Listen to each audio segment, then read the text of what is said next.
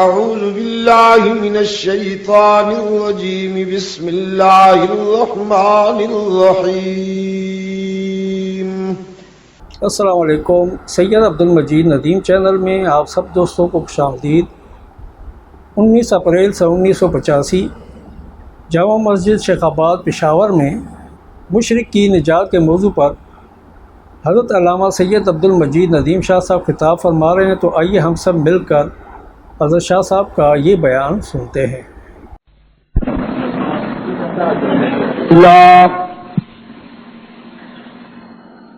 الحمد لله وحده والصلاة والسلام على من لا نبي بعده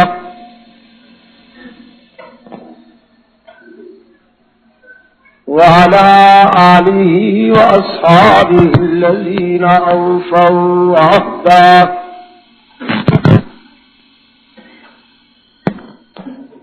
الذين هم مفاتيح الرحمة ومصابيح الغرر.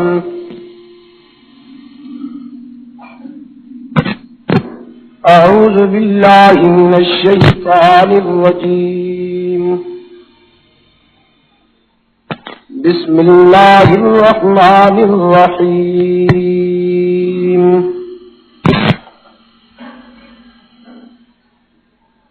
قل أفغير الله تأمروني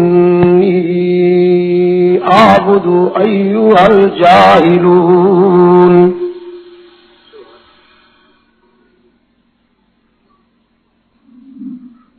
ولقد أوحي إليك وإلى الذين من قبلك لئن أشركت ليحبطن عملك ولتكونن من الخاسرين.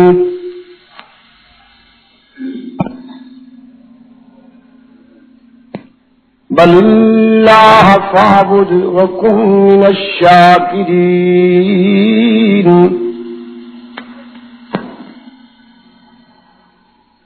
وقدر الله حق قدره والأرض جميعا قبضته يوم القيامة والسماوات مطويات بيمينه سبحانه وتعالى عما يشركون.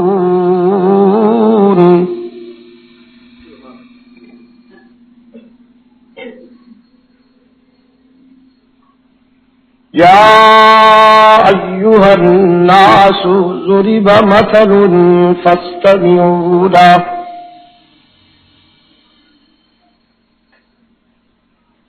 إن الذين تدعون من دون الله لن يخلقوا ذبابا ولو اجتمعوا له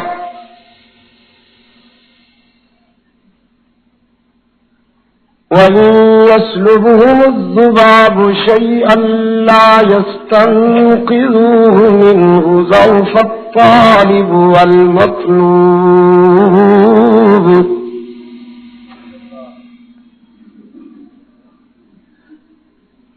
ما قدر الله حق قدره إن الله لقوي عزيز.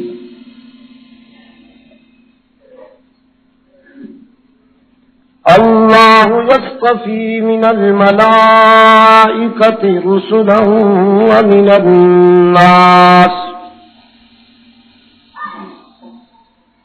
إن الله سميع بصير.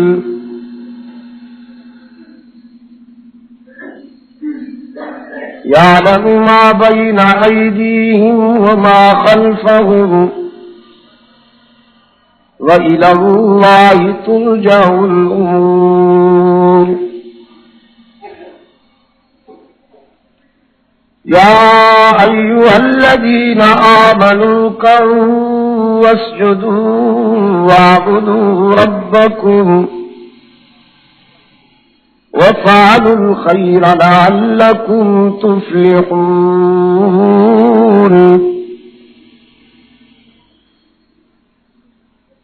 وجاهدوا في الله حق جهاده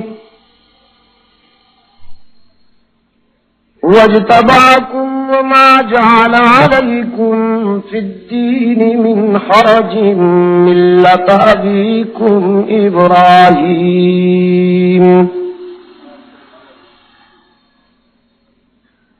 وسماكم المسلمين من قبل وفي هذا ليكون الرسول شهيدا عليكم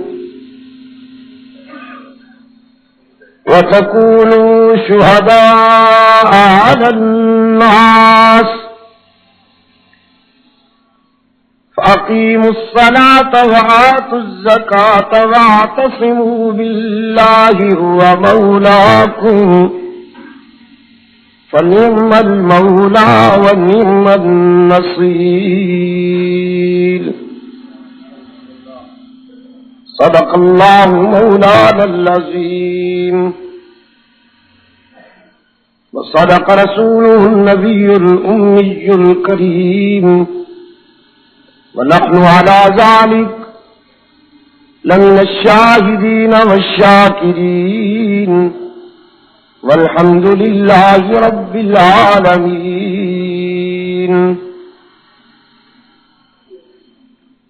محترم بزرگوں اور عزیز دوستوں،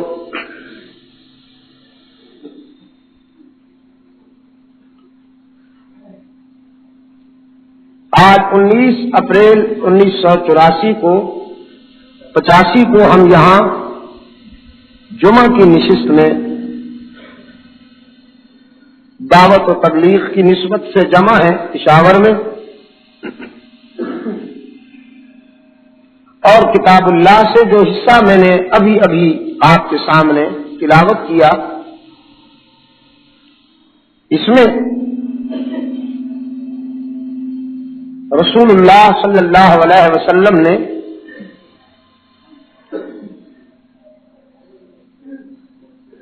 مشرکین مکہ کو اپنے دو ٹوک فیصلہ سے باخبر کرتے ہوئے ان کی یہ آرزوئیں خاک میں ملا دیں کہ اللہ کا رسول اپنے موقف میں کوئی لچک پیدا کر لے، نرمی پیدا کر لے.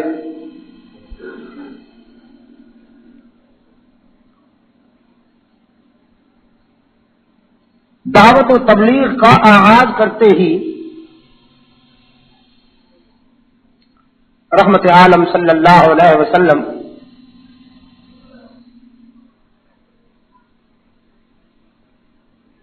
صفا کی بلندیوں پر کھڑے ہیں اور اپنی چادر ہلا ہلا کر مکہ والوں کو جمع فرماتے ہیں.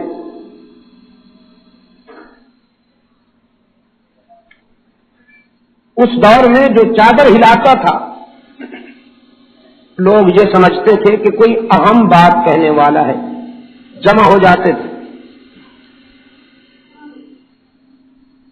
آج وہ ہاتھ چادر ہلا رہے تھے جن کی صداقت اور جن کی سچائی ہر شخص کے ہاں ضرب المثل تھی اور حجت تھی.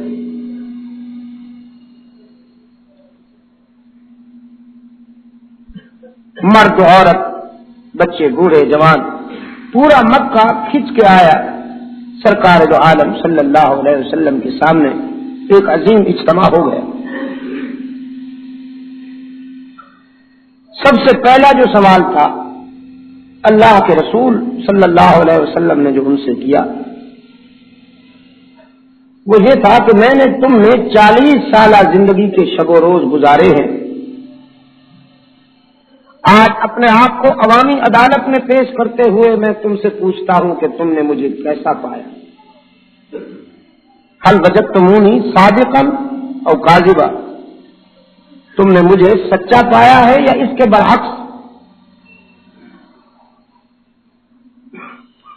تمام مکہ والے بیک زبان جواب دیتے ہیں جوابنا لک مرارا ما رأینا فیک الا صدقا. ابن عبداللہ ہم نے کئی مرتبہ آپ کو آزمایا، جب بھی آزمایا سچا پایا۔ ہم تو دیانت، صداقت اور امانت کو جب چلتا پھرتا دیکھنا چاہتے ہیں تو آپ کی طرف نظر اٹھاتے ہیں۔ آپ تو دیانت و صداقت کا چلتا پھرتا نمونہ ہے۔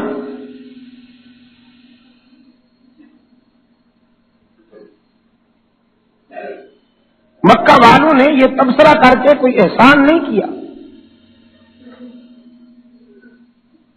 صرف اتنی بات ہوئی کہ انہوں نے اعتراف کیا، احسان نہیں کیا، نہ مبالغہ کیا نہ احسان کیا۔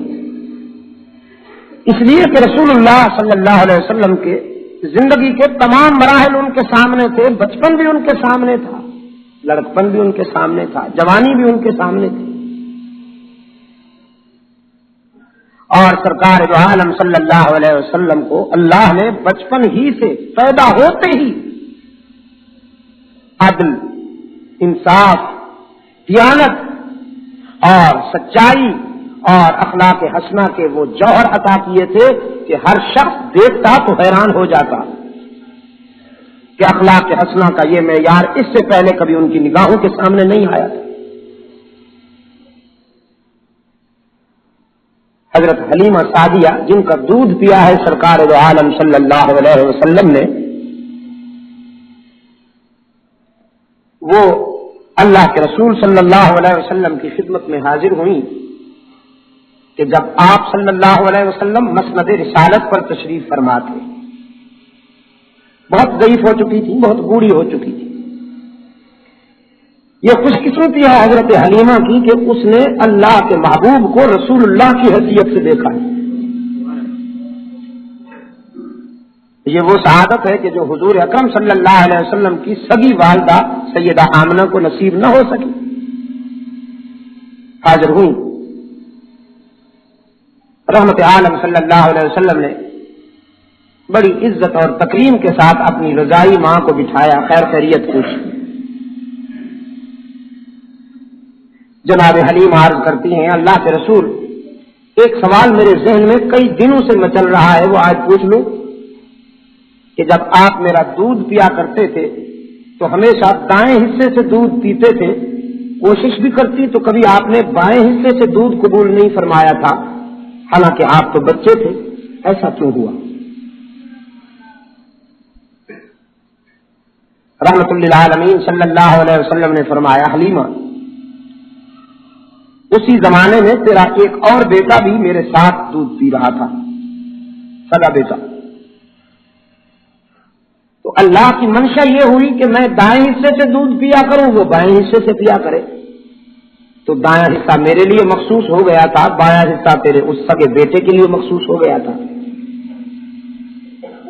حلیمہ مسکرائی اور کہنے لگی، لیکن میرا وہ بیٹا جو تھا عبداللہ، کبھی کبھی وہ تو آپ والے حصے سے بھی دودھ پی لیتا تھا، دائیں حصے سے بھی دودھ پی لیتا تھا، مگر آپ کبھی بائیں حصے سے دودھ نہیں پیتے تھے، کیوں؟ سرکار دو عالم صلی اللہ علیہ وسلم نے فرمایا، حلیمہ، میں دنیا میں عدل کا علمبردار بن کے آیا تھا، میں دنیا میں عدل اور انصاف قائم کرنے کے لیے آیا ہوں۔ اگر میں بھی اپنے بھائی کے حصے سے دودھ پینا شروع ہو جاتا تو دنیا کہتی جو اپنے بھائی کے ساتھ انصاف نہیں کر سکتا وہ باقی دنیا کو انصاف کا سبق کیسے دے گا؟ اس لیے اللہ نے مجھے اس سے محفوظ رکھا، جس کا مطلب یہ ہے کہ ویسے بھی رسول اللہ صلی اللہ علیہ وسلم کا بچپن پاک ہے اور بے داغ ہے، پیغمبر بچپن میں بھی بالغ نظر ہوا کرتے، کوئی اور سن بلوغ کو پہنچ کر، سن شعور کو پہنچ کر اتنا دانشور نہیں ہو سکتا جتنا کہ پیغمبر بچپن میں دانشور ہوا کرتا ہے۔ اس کے علاوہ اللہ کی نگاہ کرم ہر قدم پر پیغمبر کی محافظ ہوا کرتی ہے اور پاسبان ہوا کرتی ہے۔ بکریوں کے زمانہ میں جب حضور اکرم صلی اللہ علیہ وسلم بکریاں چلایا کرتے تھے تو یہی بھائی عبداللہ آتا ہے اور حلیمہ سے کہتا ہے کہ میں نے آج دیکھا وہ بھیڑیا جو ہمیشہ ہماری بکریاں اٹھا کے لے جاتا ہے اور انہیں چیر پھاڑ کے کھا جاتا ہے، آج وہ آیا بڑی درندگی اور بربریت کے ساتھ، لیکن جب محمد پہ اس کی نظر پڑی تو ساری درندگی بھول گیا، دل ہلاتا ہوا پالتو کتے کی طرح محمد کے پاؤں چاٹ رہا تھا صلی اللہ علیہ وسلم۔ اچھا، یہ آپ نے کبھی سوچا ہے کہ اللہ نے اپنے نبیوں سے بکریاں کیوں چروائی؟ بھیڑیں کیوں نہیں چروائی؟ اونٹ کیوں نہیں چروائے؟ بھینس کیوں نہیں چروائی؟ گائے کیوں نہیں چروائی؟ بکریاں کیوں چروائیں؟ کبھی آپ نے غور کیا؟ یہ اس لیے کہ بکری جتنی کمزور ہے اتنی شوق ہے، چنچل ہے، کمزور اتنی ہے کہ آپ کوئی لٹ اٹھا کے اگر اسے مار دیں تو ہڈی پسلی ایک ہو جائے، جبکہ وہی لکڑی اگر آپ اونٹ کو ماریں تو اس کا کچھ بھی نہ بگڑے، بھینس کو ماریں تو اسے مزہ آئے، لیکن وہی لکڑی اگر آپ بکری کو مار دیں تو اس کی ہڈی پسلی ایک ہو جائے، کمزور اتنی ہے، شوق اتنی ہے کہ آپ دیکھیے اگلی ٹانگیں کھڑی کر کے کبھی کسی بیری کو کھا رہی ہے، کبھی کسی دیوار کے منڈیر پہ چلی جا رہی ہے، اتنی باریک سی دیوار ہے اور آپ دیکھ رہے ہیں دل دھک دھک کر رہا ہے کہ اب گری یا جب گری، لیکن گرتی بھی نہیں، شوق اتنی۔ تو اللہ نے اپنے نبیوں سے بکریاں اس لیے چروائی ہیں کہ کمزوروں کی شوخیاں برداشت کرنے کا حوصلہ پیدا ہو جائے۔ تم نے آگے چل کر انسانوں کا ریوڑ چرانا ہے اور انسانوں میں کمزور بھی ہوں گے، شوق بھی ہوں گے، تو تم پہلے ذرا بکریوں کے ریوڑ چرا کر ریہرسل کر لو تاکہ کمزوریوں کے شوخیاں برداشت کرنے کا حوصلہ پیدا ہو جائے۔ حضرت موسیٰ علیہ الصلوۃ والسلام بکریوں کا ریوڑ لیے ہوئے ہیں، ایک بکری بھاگ نکلی، حضرت موسیٰ علیہ الصلوۃ والسلام اسے پکڑنا چاہتے ہیں، وہ بھاگ رہی ہے اور ایسی شوق تھی کہ دور جا کے کھڑی ہو جاتی تھی، جب حضرت موسیٰ علیہ السلام قریب آتے تھے تو وہ پھر بھاگ پڑتی، پھر دور جا کے کھڑی ہو جاتی، حضرت موسیٰ علیہ السلام جب قریب پہنچتے تو وہ پھر بھاگ اٹھتی، سارا دن وہ بھاگتی رہی، حضرت موسیٰ علیہ السلام اس کا تعاقب فرماتے رہے، شام کو پکڑ لیا۔ آپ جانتے ہیں کہ حضرت موسیٰ علیہ السلام تو بڑے جلالی پیغمبر تھے، وہ غصے میں آ کر ایک قبطی کو گھونسا مارا تھا، اس کی چھٹی ہو گئی تھی، فوقذہ موسیٰ فقضى علیہ، ایک گھونسا مارا تھا قبطی کو، اس کی چھٹی ہو گئی، تڑپ کے مر گیا وہ وہیں، جلال تھا طبیعت میں، بکری ہاتھ آ گئی، اب جلال کا یہ تقاضا تھا کہ اس بکری کی پہلے تو پٹائی کرتے، خوب مرمت کرتے، پھر اسے ذبح کر کے بھون کے کھا جاتے، لیکن ذہن تیار ہو چکا تھا، طبیعت تیار ہو چکی تھی، جب بکری ہاتھ آ گئی تو مارنے پیٹنے کے بجائے اس کی ٹانگیں دبانا شروع ہو گئے کہ بیچاری سارا دن بھاگتی رہی ہے، تھک گئی ہوگی۔ بس یہ حوصلہ پیدا کرنا تھا، یہ ضرب پیدا کرنا تھا، تربیت کے لیے اللہ نے اپنے پیغمبروں سے بکریاں چلوائی۔ لڑکپن یہ ہے سرکار دو عالم صلی اللہ علیہ وسلم کا کہ دیانت اور تجارت میں وہ مقام رکھتے ہیں اللہ کے رسول کہ پورا عرب قسمیں کھاتا ہے محمد بن عبداللہ کی دیانت۔ جناب خدیجہ الکبریٰ رضی اللہ تعالی عنہا اس قدر متاثر ہوئی رسول اللہ کی تاجرانہ دیانت سے کہ انہوں نے اپنی بزنس کا ہولی سولی انچارج مقرر کر دیا سرکار دو عالم صلی اللہ علیہ وسلم۔ پھر جوانی یہ ہے کہ اللہ نے جوانی کے مراحل میں بھی اپنے محبوب کا ہر قدم پہ تحفظ فرمایا۔ ایک مرتبہ مکہ کے ایک بڑے گھرانے میں شادی تھی اور گانے بجانے کا انتظام بھی تھا۔ یہ گانا بجانا ڈھول ڈھمک کے یہ ابو جہل کی ثقافت ہے، اسلام کی ثقافت نہیں ہے۔ رسول اللہ صلی اللہ علیہ وسلم کے ہم عمر لڑکے اصرار کرتے ہیں کہ ہم آپ کو بھی لے چلیں گے آج۔ سرکار دو عالم صلی اللہ علیہ وسلم نے فرمایا میرا دل نہیں کرتا، میں ایسی محفلوں میں جانا پسند نہیں کرتا، لیکن ہم عمر لڑکے اصرار کرتے ہیں کہ ہم تو لے چلیں گے، آپ کیسے نہیں چلتے؟ وہ اصرار کر رہے ہیں، حضور انکار فرما رہے ہیں، تو اللہ نے کرم کیا کہ رسول اللہ صلی اللہ علیہ وسلم کو نیند آ گئی. اللہ نے اپنے محبوب کو بچانے کے لیے نیند مسلط کر دی. اب وہ کہتے ہیں کہ چلو، اور حضور سو رہے ہیں. انہوں نے سمجھا شاید بچنے کے لیے بہانہ ہو رہا ہے، یہ مصنوعی نیند ہے، تو فیصلہ کر لیا کہ آؤ اٹھا کے لے چلتے ہیں. کیسے نہیں چلیں گے؟ سارے نوجوان تیار ہو گئے کہ ہم محمد کو اٹھا کے لے چلیں گے وہاں.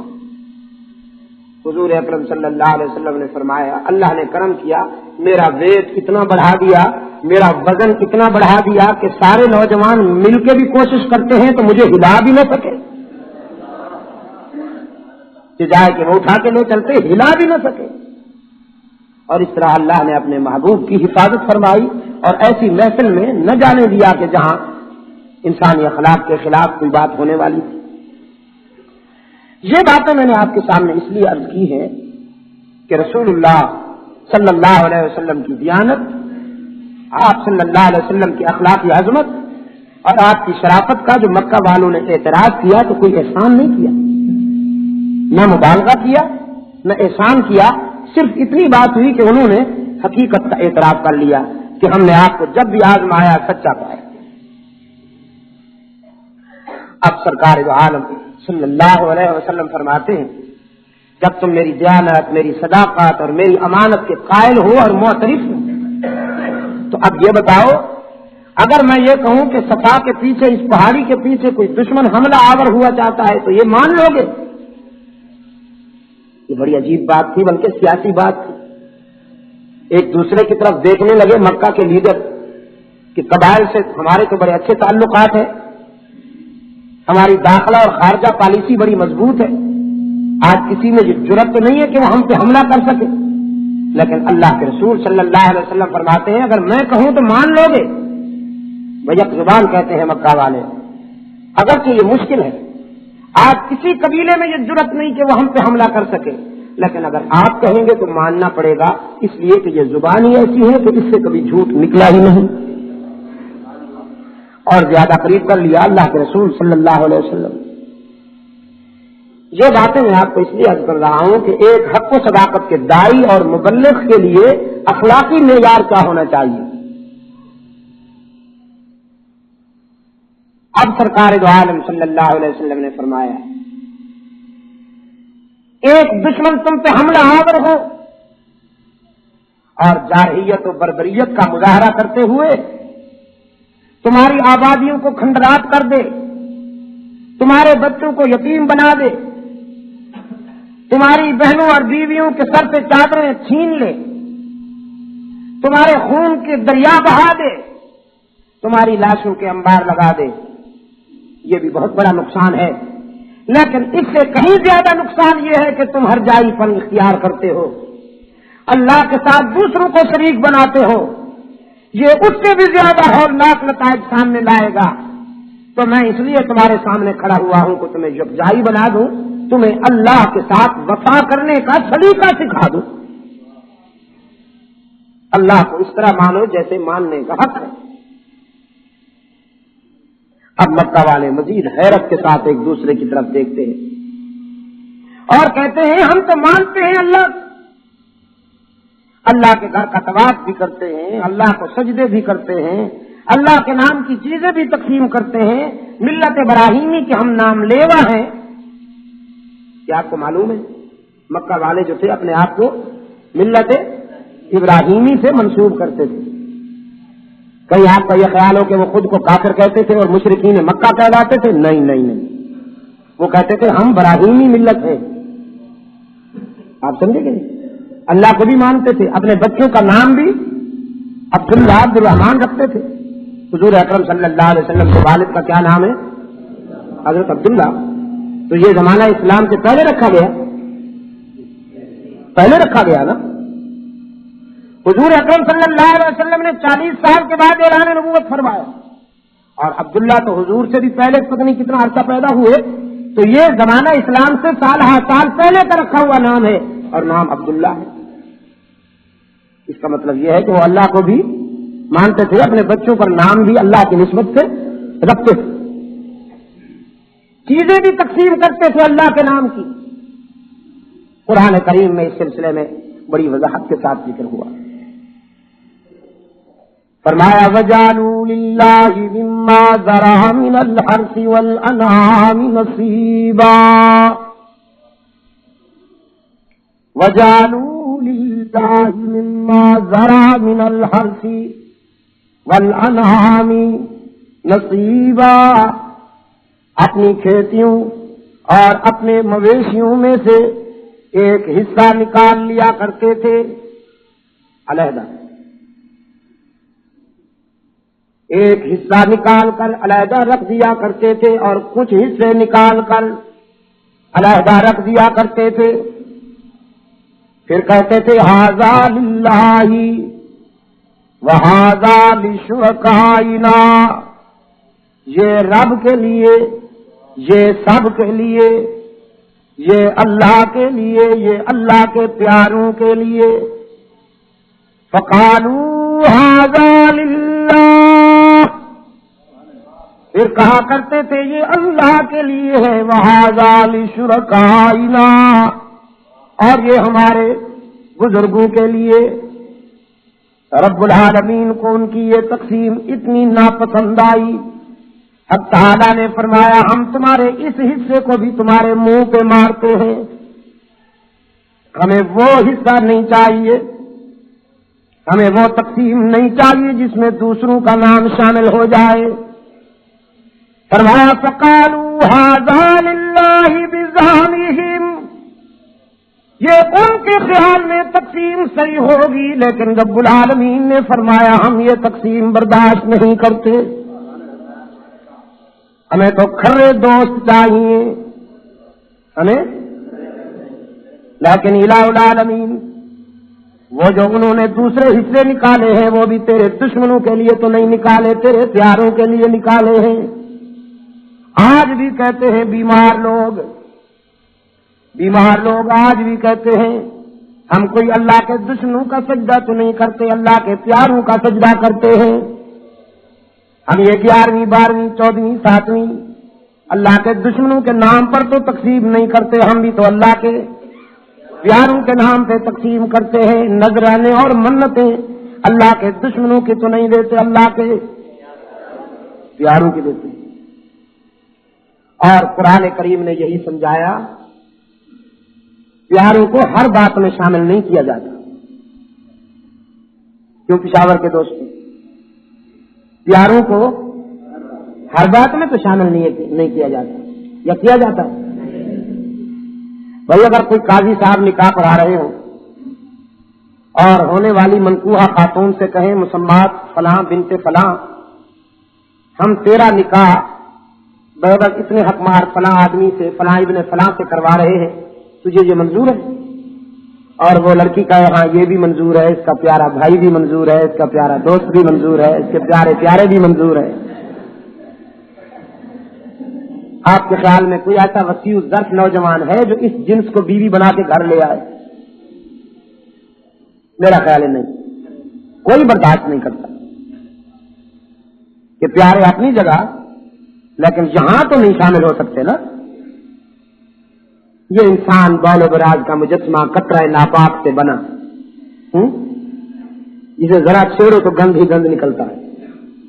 اس کی غیرت برداشت نہیں کرتی، اس کی غیرت برداشت نہیں کرتی کہ اس کا کوئی پیارا اس کے حق کے اس دواجیت میں شریک ہو جائے. تو خدائے بیداغ و پاک و قہار کی غیرت کیسے برداشت کرے گی کہ اس کا کوئی پیارا اس کے حق عبادت میں شریک ہو جائے؟ وہ بھی برداشت نہیں کرتا. قرآن نے واضح طور پہ فرما دیا، فرمایا ان اللہ لا یغفر ان یشرک بہ ویغفر ما دون ذلک لمن یشاء. سب کو معاف کر دوں گا لیکن مشرک کو کبھی معاف نہیں کروں گا. ساری خطائیں، ساری کوتاہیاں معافی کے قابل ہو سکتی ہیں، لیکن اگر کسی نے میرے ساتھ کسی اور کو شریک بنا لیا تو کبھی معاف نہیں کروں گا. میں اس لیے عرض کیا کرتا ہوں کہ گنہگار موحد یقینی جنتی، لیکن نیک مشرک یقینی جہنمی. گناہگار تو ہے لیکن عقیدہ صحیح ہے، اللہ کی ذات و صفات میں کسی کو شریک نہیں کیا، سزا بھگتے گا گناہوں کی لیکن بالآخر جنت میں چلا جائے گا. ہو سکتا ہے سزا بھی معاف ہو جائے.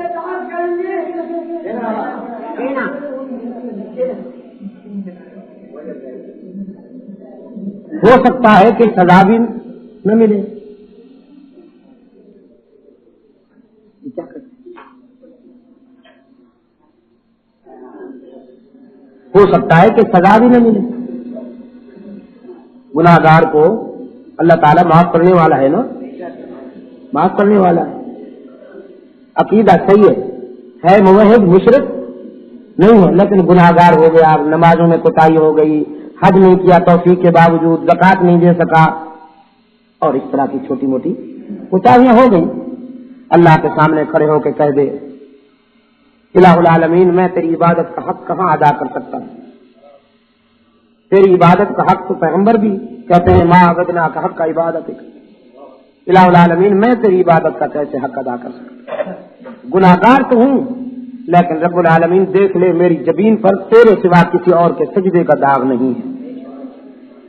گناہ تو ہو گئے مجھ سے لیکن تیرے سوا کسی کو معبود نہیں مانا، تیرے سوا کسی کو ہر جگہ موجود نہیں مانا، تیرے سوا کسی کو مسجود نہیں مانا، تیرے سوا کسی کو علام الغیوب نہیں مانا، تیرے سوا کسی کو کارساز و دستگیر نہیں مانا، تیرے سوا کسی کو مشکل کشا نہیں مانا، تیرے سوا کسی کو عزت دینے والا نہیں مانا، تیرے سوا کسی کو رزاق مطلق نہیں مانا، تیرے سوا کسی کو دستگیری کرنے والا نہیں مانا. گناہگار ہوں لیکن غدار نہیں ہوں، تو اس کی رحمت معاف کر سکتی ہے. وہ بڑا رحیم و کریم ہے. وہ تو نقطہ نواز ہے نا بھائی، ہاں نقطہ نواز ہے. رحمت حق بہانہ نہیں جو ہے، معاف کرنے کے لیے بہانہ ڈھونڈتا ہے. بہانہ نہیں جو ہے لمبے چوڑے اعمال کی طرف نہیں، بس دل کی کیفیت کی طرف دیکھتا ہے. وہ جس کو میسر آ جائے معاف ہو جاتا ہے. اللہ تعالیٰ معاف کرنے والا ہے. پھر حضور کی شفاعت بھی ہے، رحمت للعالمین صلی اللہ علیہ وسلم نے شفاعت بھی کرنی ہے. تو گناہگار موحد کے لیے یہ چانس بھی موجود ہے کہ شاید سزا کی بھی نوبت نہ آئے، بغیر سزا کے بخشا جائے. لیکن نیک مشرک جس نے سجدے تو اتنے کیے ہوں کہ ماتھے پہ داغ پڑ گئے ہو، جبہ لمبا ہو، ساکا بندھا ہوا ہو، پاندان ہاتھ میں ہو، اور جناب نعرے لگاتا ہوا ہے اللہ میاں بخش دے گوشت پاک کے صدقے تیرے معین کا غلام ہوں. اللہ میاں فرمائیں گے پکڑو اس کی گردن سے اور گھسیٹ کے منہ کے بل پھینکو جہنم کے گڑھے میں. اس ظالم نے میرے حقوق میں میرے پیاروں کو شریک کیا، میرے پیاروں کو شریک کیا تھا. یہ قابل معافی نہیں ہے. گناہ قابل معافی ہے لیکن شرک نا قابل معافی ہے. یہ الفاظ میرے یاد کر لینا، کام آئیں گے زندگی کے سفر میں. گناہ قابل معافی ہے لیکن شرک نا قابل معافی جرم ہے. خدا نخواستہ اگر کسی نے شرک کر لیا ہے تو وہ نہ اللہ کی رحمت پہ امید رکھے نہ پیغمبر کی شفاعت پہ امید رکھے. میرے حبیب دوست، اور شرک کیا ہے؟ شرک یہ ہے کہ جو کام اللہ کرتا ہے اس کی توقع دوسروں سے رکھنا. شرک کیا ہے؟ جو کام اللہ کرتا ہے اس کی توقع دوسروں سے کرنا. مصیبتوں سے بچانا کس کا کام ہے؟ اللہ ہی کا کام ہے. اور آپ شادی کے موقع پہ وہ کیا باندھتے ہیں؟ پتہ نہیں یہاں باندھتے ہیں کہ نہیں باندھتے؟ ہاں، بیچاری ماں اپنے پیارے بیٹے کو شادی کے دن وہ باندھ دیتی ہے کہ کسی کی نظر نہ لگ جائے. ماں جی معاف کرنا، تو اپنے بیٹے سمیت جہنم میں جائے گی. جاری رکھ اپنے اس پیار کو. ساری نمازیں، سارے سجدے تیرے منہ پہ مار دیے جائیں گے. رب العالمین فرمائیں گے پھر میں تیرے بیٹے کی حفاظت کرنے والا تو نہیں تھا نا، تیرے بیٹے کی حفاظت تو گانے نے کی تھی.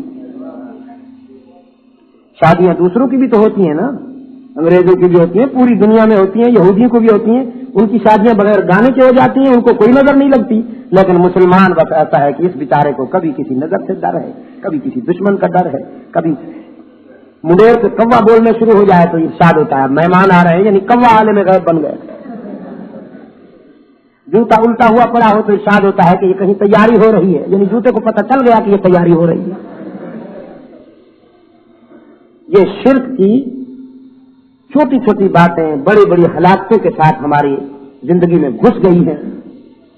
اب دیکھیں گے نکلتی کیسی ہے. ہم نے تو جہاد شروع کر رکھا ہے اپنے طور پہ، لیکن دست گلچی پھر رہا ہے شاخ گل پر بے درے، کون سنتا ہے چمن میں اندلیب زار کی.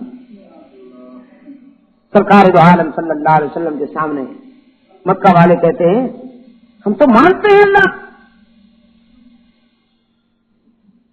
مانتے تھے.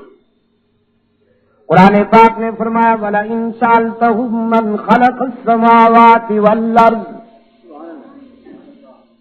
پیغمبر اگر آپ ان سے پوچھیں کہ زمینوں اور آسمانوں کو پیدا کرنے والا کون ہے لَيَقُولُونَ اللَّهُ، تو جواب دیں گے اللہ ہے. اللہ ہی ہے نا، اللہ ہے. وَلَئِن سَأَلْتَهُم من نزل من السماء ماء من يدبر الامر فسيقولون الله، تو یہ کہتے جائیں گے مشرکین اللہ ہے. رب العالمین نے فرمایا قل فأنا تؤفكون، تو پھر درباروں پہ کیوں جاتے ہو بد نصیبو. زمینوں آسمانوں کو پیدا کرنے والا بھی وہی، بادلوں سے می برسانے والا بھی وہی، نظام کائنات کی تدبیر کرنے والا بھی وہی. فَأَنَّا تُؤْفَكُونَ، تو پھر آستانوں پہ کیوں جاتے ہو نذرانے لے کر، نذرانے لے کر. آٹے کی بوریاں، آٹے کی بوریاں، موٹے موٹے دمبے، پیارے مرغے، وہ بیٹھے ہوئے ہیں نا مجاور بیٹھے ہوئے نا. جاہلوں کو کہتے ہیں کچھ لے کے آؤ گے تو کچھ لے کے جاؤ گے، خالی ہاتھ آؤ گے تو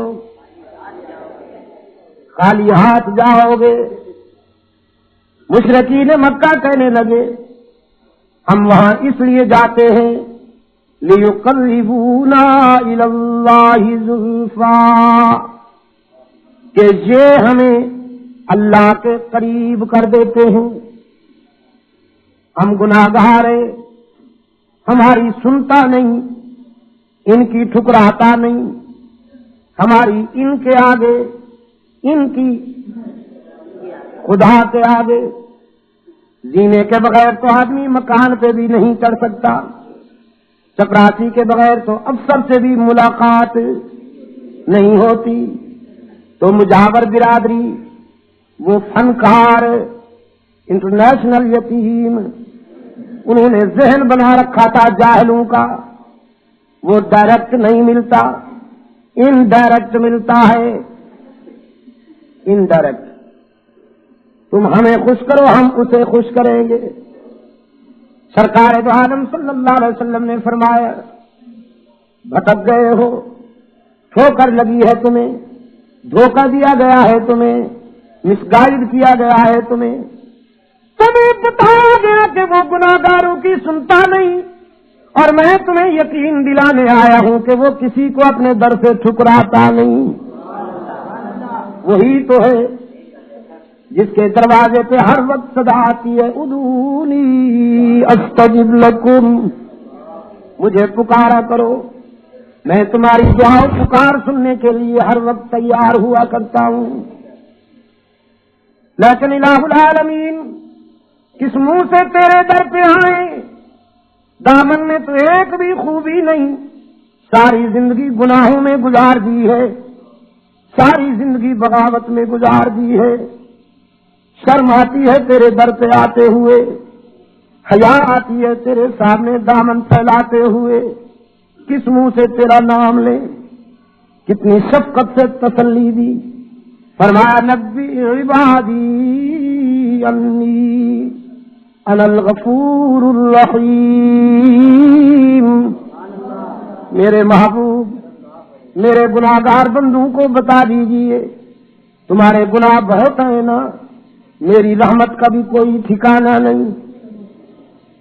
من یعمل سوءا او یظلم نفسہ ثم یستغفر اللہ یجد اللہ غفورا رحیما، جس نے بہت گناہ کیے ہوں، زندگی کے سفر میں ہر قدم پہ ٹھوکر کھائی ہو، نامہ اعمال میں ایک بھی نیکی نہ ہو، لیکن جب شرمندہ ہو کر میرے در پہ آئے گا تو مجھے غضبناک نہیں پائے گا، مہربان پائے گا۔ ایک بگڑا ہوا نافرمان بیٹا کئی سالوں کے بعد جب شرمندہ ہو کر گھر لوٹ آئے، جدائی کا مارا ہوا شفیق باپ اپنے نافرمان بیٹے پر اتنا جلدی راضی نہیں ہوتا جتنا پروردگار عالم اپنے گناہگار بندے پہ جلدی راضی ہو جاتے ہیں۔ اس کے در رحمت سے ہر وقت صدا آتی ہے کہ باز آ ہر راہ کے ہستی باز آ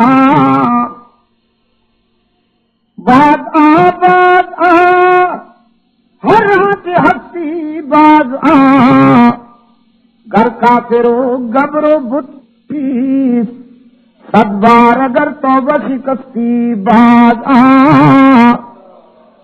اگر 100 مرتبہ تو نے توبہ کر کے توڑ دی تو مایوس ہونے کی کوئی بات نہیں، ایک مرتبہ پھر میرے در پہ آ کے دیکھ، میرے در پہ سر جھکا کے دیکھ، ندامت کے آنسو بہا کے دیکھ، دامن طلب پھیلا کے دیکھ، میرے لطف و کرم کو آزما کے دیکھ، تیرے آنے میں دیر ہے، میرے راضی ہونے میں دیر نہیں ہوگی۔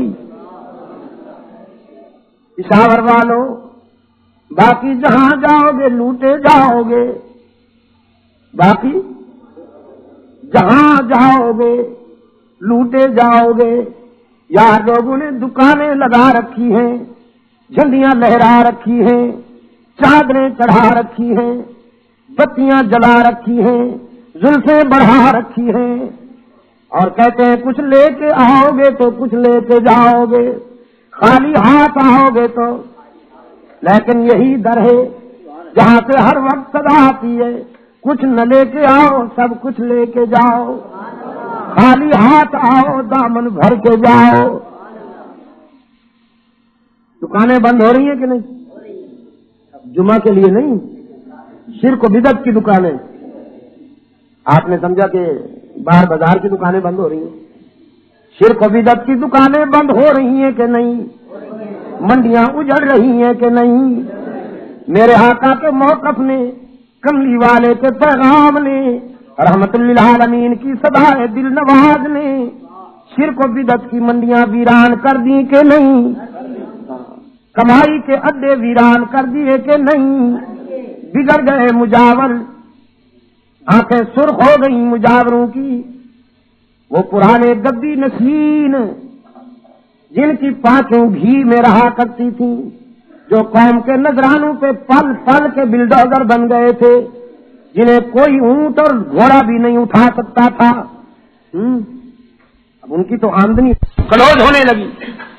سرکار دو عالم صلی اللہ علیہ وسلم کی خدمت میں آتے ہیں اور کہتے ہیں محمد کیا ہو گیا تجھے، تو بڑا میٹھا تھا، اب کڑوی کڑوی باتیں شروع کر دی، تو بڑا میٹھا تھا، اب یہ کڑوی کڑوی باتیں کیوں شروع کر دی؟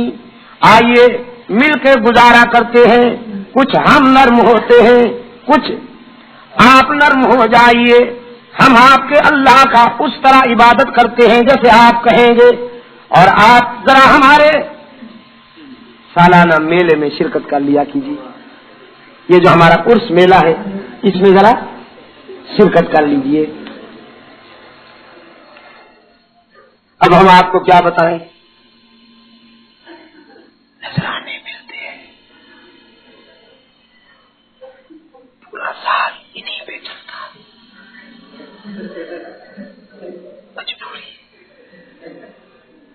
سرکار دو عالم صلی اللہ علیہ وسلم نے فرمایا افغیر اللہ تأمرونی اعبد ایھا الجاہلون، جہالت کے مارے ہوئے بد نصیبو، تمہیں مجھ سے یہ توقع کیسے ہو گئی کہ میں اللہ کے سوا کسی کو معبود گوارا کر لوں، اللہ کے سوا کسی کو مسجود گوارا کر لوں، اللہ کے سوا کسی کو ہر جگہ موجود برداشت کر لوں؟ تم مجھے ترغیب اور ترہیب کے لہجے میں کہتے ہو، میں تمہاری ترغیب و ترہیب کو سنوں یا عرش بری سے ہونے والی مسلسل تنبیہ کو سنوں؟ فرمایا وَلَقَدْ أُوحِيَ إِلَيْكَ وَإِلَى الَّذِينَ مِن قَبْلِكَ لَئِنْ أَشْرَكْتَ لَيَحْبَطَنَّ عَمَلُكَ وَلَتَكُونَنَّ مِنَ الْخَاسِرِينَ۔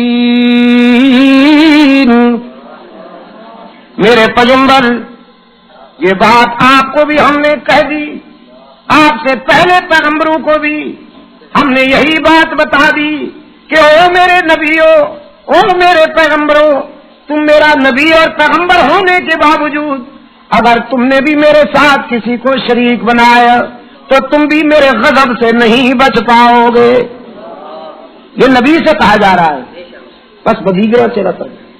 اور آپ میرے محبوب ہیں، محبوب ایسے کہ جس کے شہر کے تذکرے عرش پہ کرتا ہوں، محبوب ایسا کہ جس کے لباس کی ادائیں قرآن کی آیات بنا دیتا ہوں، محبوب ایسا کہ اس کے قدم جس دھرتی پہ لگتے ہیں میں اس دھرتی کی قسمیں قرآن میں کھا لیتا ہوں۔ لا اقسم بہذا البلد وانت حل بہذا البلد، میرے محبوب میں اس مٹی کی قسمیں کیوں کھاؤں، کیا رکھا ہے اس میں، لیکن اس لیے کھاتا ہوں کہ تو جو اس کے گلی کوچوں میں چلتا پھرتا نظر آتا ہے۔ محبوب ایسا کہ سارے نبیوں کا امام بنا دیا، محبوب ایسا کہ جس کے پسینے سے گلشن نے مہکنا سیکھا، جس کے تبسم سے ستاروں نے چمکنا سیکھا، جس کی گفتگو سے انادل نے چہکنا سیکھا، جس کے قیام سے آسمانوں نے رفعتیں حاصل کی، جس کی خاموشی سے کائنات نے سناٹا سیکھا، جو مسکرا دیا تو جنت مچل گئی، جو غصے میں آیا تو جہنم ابل گئی۔ محبوب ایسا کہ حسن کائنات کا نقطہ انتہا بنا دیا، لیکن غیرت کا یہ عالم فرمایا لئن اشرکت لیحبطن عملک وَلَتَكُونَنَّ مِنَ الْخَاسِرِينَ۔ میرے محبوب، اگر آپ نے بھی میرے ساتھ کسی کو شریک بنایا تو آپ بھی میری ناراضگی سے نہیں بچ پائیں گے۔ یہ بگڑنے دیجیے انہیں، یہ جو کچھ کر سکتے ہیں کر لیں، ان کے پاس جتنے ہتھیار ہیں آزما لیں۔ بَلِ اللَّهَ فَاعْبُدْ وَكُن مِّنَ الشَّاكِرِينَ۔ آپ میری عبادت کا حق ادا کیجئے، آپ مجھ سے وفا کیجئے، میں آپ کو جزا دیتا رہوں گا، ساری دنیا سے مستغنی کر دوں گا، میں تیرا ہوں، تجھے کسی اور کی کیا ضرورت، تو وفا کرتا جا، میں جزا دیتا جاؤں گا۔ بَلِ اللَّهَ فَاعْبُدْ وَكُن مِّنَ الشَّاكِرِينَ۔ سرکار دو عالم صلی اللہ علیہ وسلم نے فرمایا مکہ والو مان تو لوگے لیکن ذرا دیر بعد مانو گے نا، رہا میرا معاملہ تو میں ہر قربانی دینے کے لیے تیار ہوں، تم جو کر سکتے ہو کر لو، کانٹے بچھاؤ گے تو اوپر چلنا گوارا کر لوں گا، پتھر مارو گے تو سہنا گوارا کر لوں گا، میرے چاہنے والوں کو ٹکڑے کرو گے تو صبر کر لوں گا، بدر و احد کے مرحلوں سے گزر جاؤں گا، سیدنا حضرت حمزہ کی لاش کے ٹکڑے دیکھ کے صبر کر لوں گا، سارے صدمے اٹھاؤں گا، ساری مصیبتیں برداشت کروں گا، سارے دکھ گوارا کروں گا، لیکن مانتا ہوں اور منوا کے رہوں گا کہ ہماری جبینوں کی نیاز مندیوں کے لیے حقیقی مسجود کون ہے؟ ذرا ہی یہ اللہ کہا کچھ دوستوں نے، اللہ ہی میرے بابو،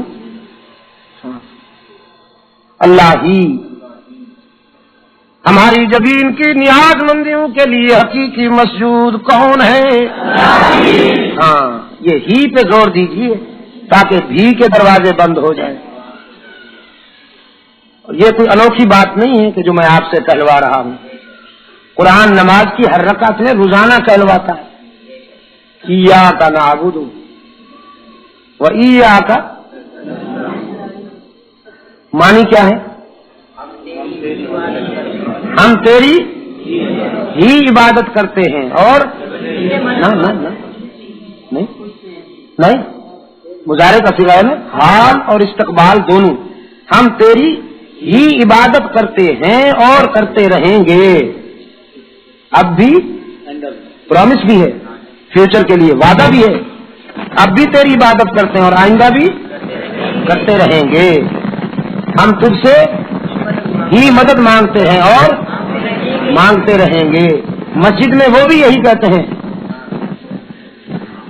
وہ درباری جن وہ بھی یہی کہتی ہے، لیکن مسجد سے نکل کر جہاں ذرا رنگین جھنڈی نظر آ گئی وہاں جھک گئے، جہاں ذرا قبر لمبے صاحب کی نظر آ گئی وہاں جھک گئے، جہاں ذرا جبہ لمبا آ گیا وہاں جھک گئے۔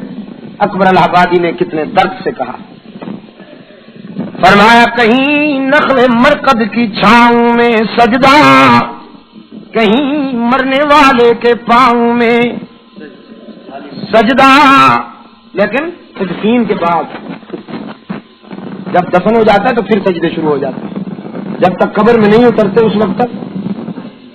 جنازہ پڑھتے ہیں کبھی آپ؟ یہاں لوگ مرتے ہیں؟ میں نے تو سنا پشاور کا بڑا صحت افزا پانی ہے، لوگوں کی صحت بڑی اچھی رہتی ہے۔ میں جب پشاور آنے لگتا ہوں تو اپنے نفس کو کہتا ہوں تیار ہو جا، بڑا اچھا پانی ہے، شاندار پانی ہے، صحت مند ہو کے آؤں گا۔ تو یہاں پر رہنے والوں کو تو مرنے کی کوئی ضرورت نہیں تھی، پتہ نہیں کیوں مرتے ہیں۔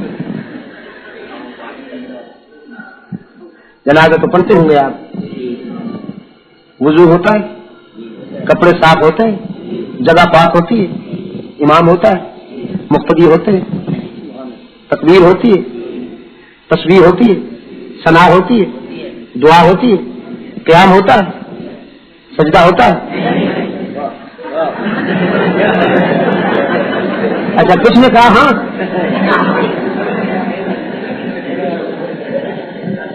اتنی بھولی قوم اس آسمان کے نیچے اور زمین کے اوپر شاید اور کوئی نہیں ہوگی جتنا میرا یہ مسلمان بھائی، سنی بھائی خصوصاً بھولا ہے۔ نماز جنازہ پڑھے گا نا تو جب تکبیریں کہتا ہے امام صاحب، پھر یہ ادھر ادھر دیکھ کہ یہ ہاتھ اٹھا رہا ہے تو میں بھی اٹھاؤں، اور یہ نہیں اٹھا رہا تو میں بھی، اور اگر وہ بھی اسی طرح کا پڑھا لکھا ہو، اگر وہ غلطی سے اٹھا لے تو یہ بھی اٹھا لیتے کہ ہم تو ڈوبے ہیں صنم، تجھ کو بھی لے ڈوبیں گے۔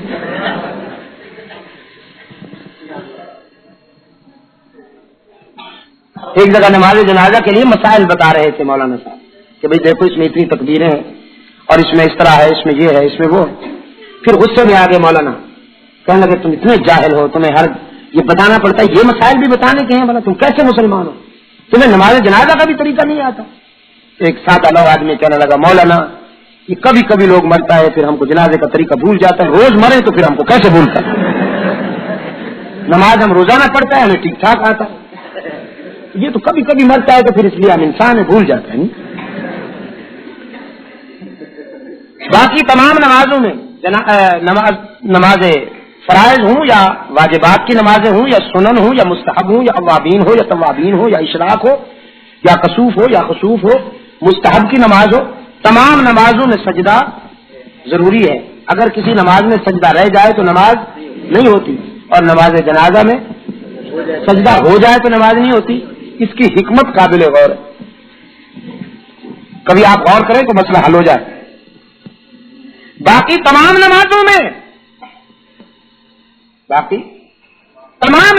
میں سجدہ رہ جائے تو نماز نہیں ہوتی، جنازے میں سجدہ ہو جائے تو نماز نہیں ہوتی، اس لیے کہ باقی تمام نمازوں میں آپ کے سامنے اللہ کے سوا کسی کا تصور نہیں ہوتا۔ آپ فرائض ادا کر رہے ہوں یا واجبات ادا کر رہے ہوں یا سنتیں پڑھ رہے ہوں یا نوافل ادا کر رہے ہوں، یا مستحب ادا کر رہے ہوں، آپ عابد کی حیثیت سے کھڑے ہیں، آپ کے تصور میں معبود حقیقی اس کے سوا کسی کا تصور نہیں آپ کے ذہن میں. اسی کو ہمارے بزرگوں نے کہا ہے کہ نماز میں صرف اللہ ہی کی ذات کا تصور ہونا چاہیے، کسی اور کا تصور نہیں ہونا چاہیے. یہ عبادت کی روح ہے، روح. صرف ہمت کہا گیا ہے اس کو، اور یار لوگوں نے اس پہ پھر حاشیہ آرائی کی اور بات کو کہاں سے کہاں لے گئے. خیر، باقی تمام نمازوں میں جب آپ کھڑے ہوتے ہیں تو آپ کے سامنے اللہ کے سوا کسی کا تصور نہیں ہوتا، لیکن نماز جنازہ کے وقت آپ کے سامنے میت رکھی ہوتی، بیٹے کے سامنے باپ کی میت، شاگرد کے سامنے استاد کی میت، مرید کے سامنے شیخ کی میت، رعایا کے سامنے حاکم کی میت. اب یہاں حکم ہے کہ تم نہ وضو کر کے آؤ، کپڑے صاف پہن کے آؤ، جگہ پاک ہونی چاہیے، امامت بھی ہونی چاہیے، اقتداء بھی ہونی چاہیے، تکبیر بھی ہونی چاہیے، تسبیح بھی ہونی چاہیے، ثنا بھی ہونی چاہیے، دعا بھی ہونی چاہیے، قیام بھی ہونا چاہیے. لیکن سجدہ اس لیے نہیں ہونا چاہیے کہ اگر یہاں تم سجدے میں جھکو گے تو کوئی دیکھنے والا یہودی، کوئی عیسائی، کوئی غیر مسلم یہ کہے کہ مسلمان اللہ کا بھی سجدہ کرتے ہیں، اپنے بڑوں کا، اپنے بزرگوں کا، اپنے والدین کا، اپنے استاد کا، کم از کم آگے پیچھے نہیں کرتے تو مرتے وقت دفن کرنے سے پہلے سجدہ کر کے اس کو دفن کرتے ہیں. اللہ نے فرمایا چونکہ اس میں تشبہ پیدا ہونے کا امکان تھا، اس لیے میں نے اپنی عبادت کا ایک اہم رکن سجدہ وڈرا کر لیا، لیکن تیرا سر غیر اللہ کے آگے جھکنا گوارا نہ کیا. اب آپ انصاف فرمائیے پشاور کے دوستوں کہ جب کسی بزرگ کی میت زمین سے 2 فٹ اوپر رکھی ہوتی ہے تو وہ اس کے سامنے نہیں جھکنے دیتا، جب وہی میت زمین میں 3 فٹ نیچے چلی جاتی ہے تو پھر اس کے سامنے جھکنے کی گنجائش کہاں سے نکل آتی ہے. یہ فنکار جو کہتے ہیں کہ بزرگوں کے سامنے جھکنا تعظیم ہے، کیا ہے؟ تعظیم. اور میں کہا کرتا ہوں یہ تعظیم نہیں تقسیم ہے. یاد تو رکھتے نہیں ہو تم، اب میں کیا کروں؟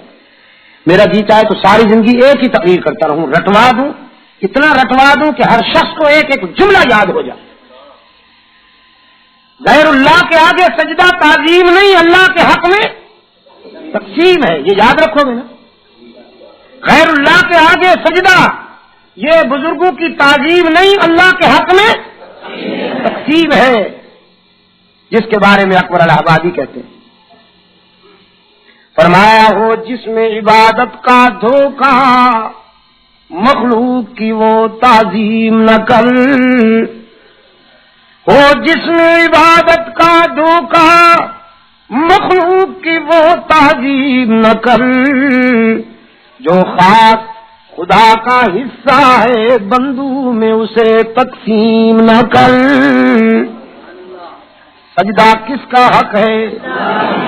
رحمت للعالمین صلی اللہ علیہ وسلم نے فرمایا مانتا ہوں اور منوا کے رہوں گا. یہ بھی ایک شعبہ ہے، ایک ہے ماننا اور ایک ہے منوانا. آج کل ماننے والا شعبہ تو خوب ہے لیکن منوانے والا حصہ ٹھنڈا ہو گیا.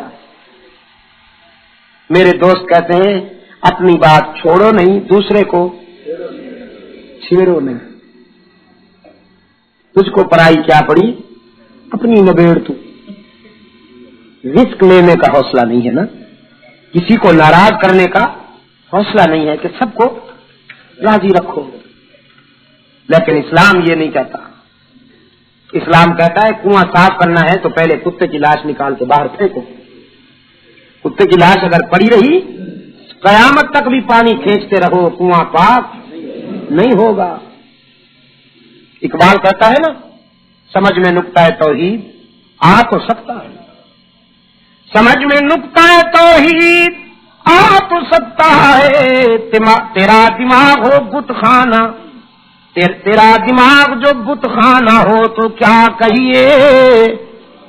پہلے دماغ کو بتوں سے صاف کیجئے نا، پھر توحید کی بہار آئے گی. اسلام کا تو کلمہ اول ہی یہی ہے لا الہ. پہلے نفی پھر اس بات لا الہ الا اللہ. پہلے لا الہ نہیں کوئی معبود نہیں کوئی مسجود، نہیں کوئی ہر جگہ موجود، نہیں کوئی علام الغیوب، نہیں کوئی کارساز، نہیں کوئی حاجت روا، نہیں کوئی مشکل کشا، نہیں کوئی رزق دینے والا، نہیں کوئی عزت دینے والا، نہیں کوئی بیماریاں دور کرنے والا، نہیں کوئی تنہائیوں میں مدد کو پہنچنے والا، نہیں کوئی ہر جگہ ہر کسی کی سننے والا الا اللہ، مگر کون ہے؟ کون ہے؟ پہلے لا الہ، پہلے لا کا جھاڑو پھیریے، پہلے نفی کا جھاڑو پھیریے۔ آپ بھی کسی گندے برتن میں دودھ ڈالنا گوارا نہیں کرتے نا، پہلے برتن صاف کرتے ہو پھر دودھ ڈالتے ہو، تو کملی والے کی تمنا بھی یہی ہے، اللہ کی تمنا بھی ہے، اللہ کی چاہت بھی یہی ہے، رب العالمین کا حکم بھی یہی ہے کہ پہلے سینے کو لا کے جھاڑو سے صاف کرو۔ لا الہ، کوئی نہیں معبود، کوئی نہیں مسجود، کوئی نہیں ہر جگہ موجود، کوئی نہیں کارساز، کوئی نہیں مشکل کشا، کوئی نہیں حاجت روا، کوئی نہیں دستگیر، کوئی نہیں ہر جگہ مدد کرنے والا، کوئی نہیں مشکل کشا۔ الہ العالمین، سینہ سب کے تصور سے صاف ہو گیا، اب تو آ جا فرما الا اللہ، مگر اللہ ہی۔ کملی والے نے بھی یہی فرمایا، ساتھ تڑواؤں گا، وطن چھوڑ کے مدینہ چلا جاؤں گا، کانٹوں پہ چلنا گوارا کروں گا، سمیہ کو 2 لخت کروا دوں گا، حمزہ کی لاش کے ٹکڑے دیکھ کر صبر کر لوں گا، بدر و احد کے مراحل سے گزرنا گوارا کر لوں گا، سارے دکھ اٹھاؤں گا، ساری مصیبتیں برداشت کروں گا، جسم کو لہو لہان ہوتا دیکھ کے صبر کر جاؤں گا، سنگ باریوں کا نشانہ بنوں گا، لیکن مانتا ہوں اور منوا کے رہوں گا۔ ہماری جبین کی نیاز مندیوں کے لیے سچا مسجود، ہی پہ ذرا زور دیا کرو میر، تاکہ بیماروں کو شفا کاملہ نصیب ہو جائے۔ کچھ بہرے ہوتے ہیں وہ سنتے ذرا اونچا ہے، تو آپ ہی کی ضرب لگائیں تاکہ جگر پھٹ جائیں بھی والوں۔ ہماری جبین کی نیاز مندیوں کے لیے حقیقی مسجود، مر جاؤں تو یاد رکھنا، جب بھی کوئی یہ بات پوچھے تو ہی کی ضرب لگا دینا۔ ہماری جبین کی نیاز مندیوں کے لیے حقیقی مسجود، بھی ہو تو کوئی فرق پڑتا ہے؟ میں نے بمبئی میں پوچھا، بہت بڑا اجتماع تھا بمبئی میں، میں نے کہا بھی ہو تو کوئی فرق پڑتا ہے؟ ایک چھوٹا سا بچہ دور کھڑا ہو گیا اجتماع میں، بول رہا تھا، آواز نہیں آ رہی تھی اس کی کیونکہ بہت دور تھا، تو میں نے کہا اس کو لے آؤ۔ اب اس بچے کو اٹھا کے لے آیا گیا اسٹیج پر، پھر میں نے اس کو مائکرو فون پہ کھڑا کر دیا، اس نے اپنی پیاری پیاری آواز میں کہا، بھی اور ہی میں یہی فرق ہے جو منقوہ اور بازاری میں ہوتا ہے، ہی اور بھی میں یہی فرق ہے، وہی فرق ہے جو منقوہ اور بازاری میں ہوتا ہے۔ منقوہ اپنے خاوند سے کہتی ہے تیری ہی ہوں، اور بازاری ہر گاہک سے کہتی ہے تیری بھی ہوں۔ موحد اور مشرک میں یہی فرق ہے کہ موحد یکجائی ہوتا ہے اور مشرک ہر جائی ہوتا ہے۔ ہماری جبین کی نیاز مندیوں کے لیے حقیقی مسجود، ہر جگہ موجود، علام الغیوب۔ قرآن پاک میں رب العالمین نے فرمایا، قل لا يعلم من في السماوات والارض الغیب الا اللہ، میرے محبوب اعلان کر دیجئے زمینوں آسمانوں میں غیب کی باتیں جاننے والا کون ہے؟ قل لا يعلم، بات تو میری ہے، بات میری ہے، لیکن قل زبان تیری ہونی چاہیے تاکہ عجم کا کوئی فنکار یہ نہ کہہ سکے کہ یہ تو اللہ نے کہا ہے، رسول اللہ نے تو نہیں کہا۔ رب العالمین نے فرمایا بات میری ہو زبان تیری ہو تاکہ کل کسی کو اعتراض کی گنجائش نہ ملے. قل لا يعلم من في السماوات والارض الغیب الا اللہ. میرے محبوب اعلان کر دیجئے زمینوں آسمانوں میں غیب کو جاننے والا کون ہے؟ اللہ ہی. اللہ بھی نا. وعنده مفاتيح الغيب لا يعلمها الا هو ويعلم ما في البر والبحر وما تسقط من ورقة الا يعلمها ولا حبة في ظلمات الارض ولا رطب ولا يابس الا في کتاب مبین. علام الغیوب کون؟ ہر جگہ موجود. کار ساز و دستگیر حاجت روا مشکل کشا عزت دینے والا رزق دینے والا بیماریاں دور کرنے والا فرعونوں کو پیبند زمین کرنے والا یتیموں کو وارث تخت و تاج کرنے والا گناہگاروں کی سننے والا بغیر نذرانے کے بھی راضی ہو جانے والا اداکار کو تانا دیے بغیر معاف کر دینے والا اپنے در پہ آنے والوں کا دامن بھرنے والا. کملی والے نے فرمایا مانتا ہوں اور منوا کے رہوں گا. رب العالمین نے فرمایا میرے محبوب تو استقامت کا مظاہرہ کرتا جا تو وفا کرتا جا میں جزا دوں گا.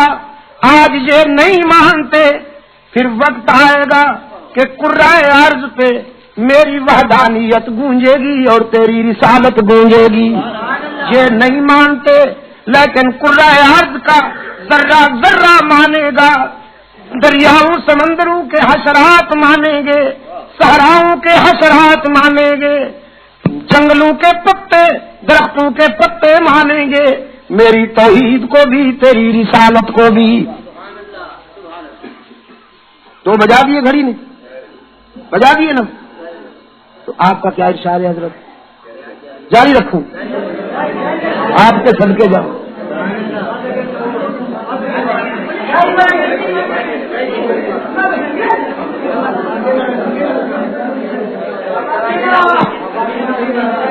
میرے عزیز دوستوں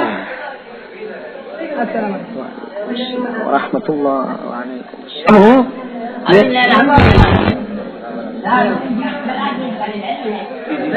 میرے عزیز دوستوں سنیے سنیے سنیے اللہ والے ہوتے ہیں بس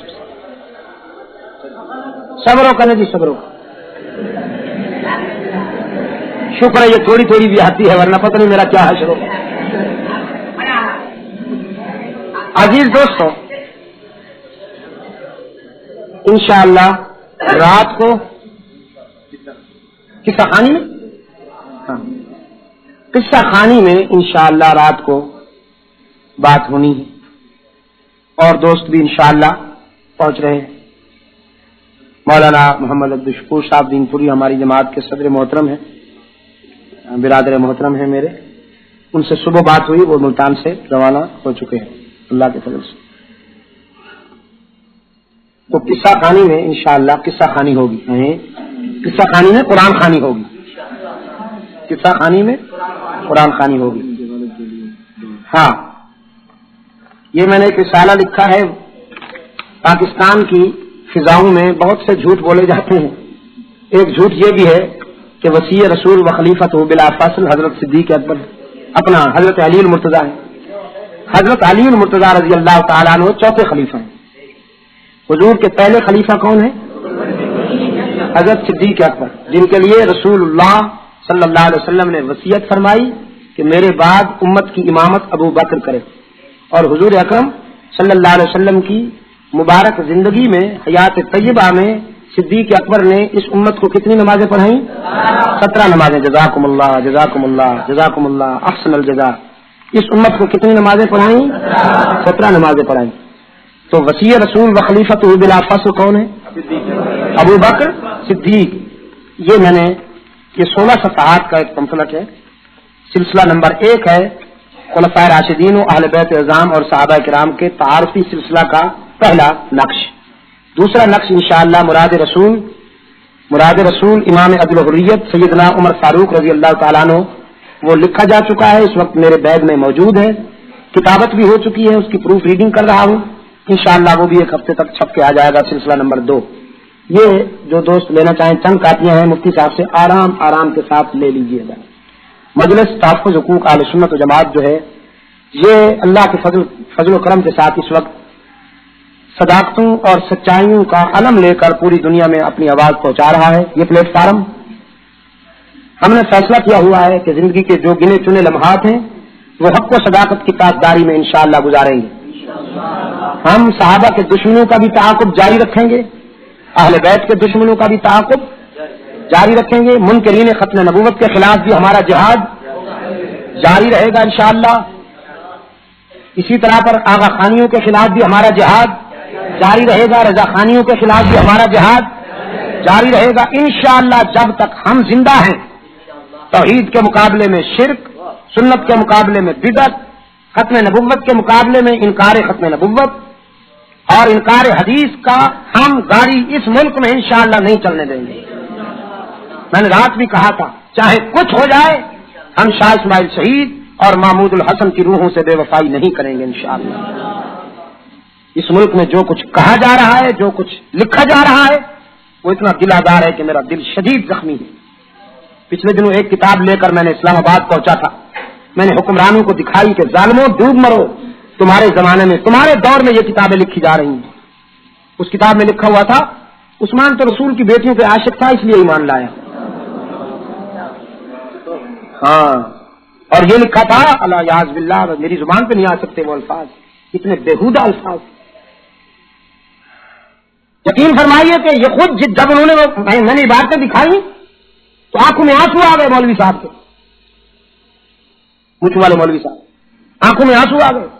تو لگا کہاں کان پکڑے, ایسے بدبخت لوگ بھی موجود ہیں. میں نے کہا دیکھو تمہارے دور میں یہ کتابیں لکھی جا رہی ہیں. پھر کہنے لگا اے کاش کہ میرے قانون میں گنجائش ہوتی میں ایسے لوگوں کو گولی مار دیتا, لیکن کیا کروں برطانوی قانون میں گنجائش نہیں. میں نے کہا برطانوی قانون کا کتا رکھا کیوں ہے آپ نے یہاں؟ پاکستان میں برطانوی قانون کی گنجائش ہے کوئی؟ ساری قومیں آزاد ہونے کے بعد اپنے قانون چلاتی ہیں. ہماری بدقسمتی, ہم 30-40 سال ہو گئے آزاد ہوئے, ابھی تک ہمارے کنویں میں برطانوی قانون کا کتے کی لاش پڑی ہوئی ہے. نکالو اس کتے کو. برطانوی قانون کی ضرورت ہے ہمیں, بولو. ہمارے پاس آسمانی دستور موجود ہے جس پر دور خلافت راشدہ میں عمل کیا گیا. وہ ضابطہ حیات موجود ہے جس ضابطہ حیات کی قوت سے دنیا کی 2 بڑی طاقتوں کے پخچے اڑائے گئے. روم کا قیصر اور ایران کا کسرا. جس طرح آج امریکہ اور روس دنیا کی 2 بڑی طاقتیں اور سپر پاور سمجھی جاتی ہیں, اس زمانہ میں قیصر رومی اور کسرا ایرانی دنیا کی 2 بڑی استحصالی قوتیں تھیں. لیکن رسول اللہ کے شاگردوں نے کسی دستور کی قوت سے ان کے پرچے اڑا دیے, ان کو پیوند زمین کر دیا اور اللہ کی زمین پہ اللہ کا قانون نافذ کیا. آج رکاوٹ کون سی ہے؟ تم ہم سے کہتے برطانوی قانون کے ہوتے ہوئے ہم کیا کر سکتے ہیں؟ اگر تمہاری نیت صاف ہے تو برطانوی قانون کو ختم کرو پاکستان سے اور اعلان کرو کہ یہاں محمد عربی کا قانون چلے گا. ٹھیک ہے کہ نہیں؟ اس جدوجہد میں مجھے آپ کی دعاؤں کی سخت ضرورت ہے. آپ کی میں تنہا کچھ نہیں. آپ دیکھ رہے ہیں آج کیا ہو رہا ہے. راولپنڈی میں تحریک چل رہی ہے. کراچی میں جو کچھ دیکھ کے آ رہا ہوں وہ مجھے معلوم ہے. جیسا کہ میں نے رات بھی کہا تھا, حادثہ ہوا معمولی تھا, ایک بچی اس میں ماری گئی. احتاج کہ وہ نہ ہوتا, ہمیں بہت افسوس ہے. انسانی جان بڑی قیمتی ہوتی ہے. معصوم بچیاں بیچاری کھڑی تھیں تعلیم کے مرکز میں جانے کے لیے, اور ایک بدبخت نے ان پر گاڑی چڑھا دی. لیکن اس واقعے کی آڑ میں اب وہاں جناب سیاسی تحریک چلا رکھی ہے ان لوگوں نے. اور میری بدقسمتی یہ ہے کہ میری قوم سوئی ہوئی. تقریریں بہت سنتے ہیں, نعرے بھی خوب لگاتے ہیں, لیکن منزل سے بے خبر ہے. ابھی تک میں اس میں کامیاب نہیں ہو سکا کہ میں آپ کو منزل بتا سکوں, اور وہ منزل آپ کو میں بتا رہا ہوں جب تک آپ اپنے اندر نظم و ضبط کی قوت پیدا نہیں کریں گے. اس وقت تک آپ کی کوئی بات نہیں مانے گا. خدا کی قسم آپ غلام رہیں گے, آپ کو آزادی نہیں ملے گی. نہیں, یہ کوئی زندگی ہے ہماری؟ مجھ پہ پابندی لگ جاتی ہے, چوں بھی نہیں کرتا پشاور, سو جاتا ہے, خاموشی چھا جاتی ہے. غلط کہہ رہا ہوں؟ اگر میری قوم زندہ ہوتی تو ان کو جرأت تھی کہ یہ مجھ پہ پابندی لگاتے. قصہ کہانی میں دھرنا مار کے بیٹھ نہ جاتے یہ کہتے ہیں کہ ہمیں بڑی محبت ہے شاہ صاحب, ہم آپ کا قرآن سننا چاہتے ہیں. اگر تم میرا قرآن سننا چاہتے ہو تو جب مجھ پہ پابندی لگتی ہے تو اپنے حکمرانوں کے گریبان سے تو پکڑو نا کہ تم نے چوروں کو چھوڑ رکھا ہے اور چوکیداروں پہ پابندی لگاتے ہو. کیوں؟ کیا اس ملک میں ہمیں زندہ رہنے کا حق نہیں ہے؟ لیکن کوئی نہیں بولتا, خاموش سناٹا. شاہ جی رحمۃ اللہ علیہ فرمایا کرتے تھے, میں تقریر کرتا ہوں تو لوگ کہتے ہیں واہ شاہ جی واہ, میں جیل جاتا ہوں تو لوگ کہتے ہیں آہ شاہ جی آہ. اور ان کی اس واہ اور آہ میں ہم ہو گئے تباہ. کیا ابھی تک وہی سلسلہ جاری؟ اس سلسلے کو ختم ہونا چاہیے کہ نہیں ہونا چاہیے؟ میں آپ کو پوچھ, اب اگر مجھ پہ پابندی لگی تو کیا کرو گے؟ اگر مولوی تمہارا ساتھ نہ دے پھر؟ ہاں یہ بات ہوئی نا. مولوی جو ہے نا, اب خیر سے ہاتھ میں تو میرے بھی ہے نا, میں بھی پڑھ رہا ہوں کہ نہیں پڑھ رہا, لیکن اپنا فرض بھی ادا کر رہا ہوں. یہ میرے ہاتھ میں ہے لیکن فرعونوں سے بھی آنکھیں چار کرنے کا حوصلہ رکھتا ہوں. مطلب اسی میں ہے نا کہ یہ بھی ہاتھ میں ہو اور تلوار بھی ہاتھ میں ہو, گفتار بھی ساتھ ہو, ہاں تلوار بھی ساتھ ہو. یہ نہیں کہ آنکھیں بند کر کے کانوں میں وہ دیکھے, آنکھیں بند, کان بند, زبان بند, اللہ ہو اللہ ہو اللہ ہو اللہ ہو. یہ اسلام نہیں ہے, معاف کرنا. اب بہت کم مولوی ہیں جو بیچارے خطرات کا سامنا کر سکیں, خصوصاً جو حکمرانوں کو ناراض کر سکیں. اب تو یہ صورتحال ہے کہ ناقابل بیان ہے. میں آپ کو کیا بتاؤں آپ کو. لیکن آپ سے پوچھنا چاہتا ہوں کیونکہ آپ مجھ سے محبت کرنے والے ہیں, مجھے پتا ہے. اب اگر پابندی لگائی گئی تو کچھ کرو گے یا نہیں کرو گے؟ کیوں لگائیں ہم پہ پابندی؟ میں پوچھتا ہوں کیوں لگے ہم پہ پابندی؟ کراچی میں ابھی میں گیا تو پابندی کے کاغذات لے کے کھڑے تھے, ان کو لیا میں نے اور یوں کر کے ان کے منہ پہ مارا. لے جاؤ اپنی پابندی اپنے گھر میں رکھو, نہیں مانتے ہم, جو تمہارا جی میں آئے کرو. انشاءاللہ مفتی محمود کی غیرت کا پرچم اونچا رکھیں گے ہم.